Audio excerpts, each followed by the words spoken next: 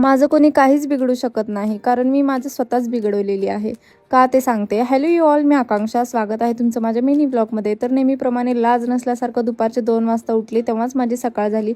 उठल्या उठल्या पहिल्या झाडांना पाणी दिली आणि मग मी सुकलेले कपडे वगैरे काढून घेतली. त्याच्यानंतरनी विनू मला त्रास देत तिथे लोळत होता, कारण बेडवरून अजिबात हालत नव्हता. तर त्याला दिला हाकलून आणि मग मी माझे सगळे कामं वगैरे आवरले. आणि तसं म्हणायला गेलं तर आजच्या दिवसात काहीच कामं झाले नाही यार. तसं तेवढ्यातच खूप जाम भूक लागली होती. मग करेपर्यंत दम पण पडत नव्हतं. त्यामुळे मग आम्ही चहा पिलो. आणि मी विनूला ना 2-3 दिवस झालं भांडत होते. मी त्याला नीट बोलतच नव्हती. 2 महिन्यापासून सांगते त्याला घरात वायफाय बसव, कारण नेट नाही चालत आहे. तर 2-3 दिवस झालं नुसतं इग्नोर मारतोय आणि करत नाही. त्याच्यानंतर आज बसवला. मग मी व्यवस्थित त्याला बोलायला लागले. तेव्हा कुठं चहा वगैरे पिलो. मग थोडंसं टाईम स्पेंड केलो. यार कसं संध्याकाळचे 5 वाजले समजलं नाही. मग त्याला जायचं होतं कामाला. आम्ही केलो सगळे पटापट कामं.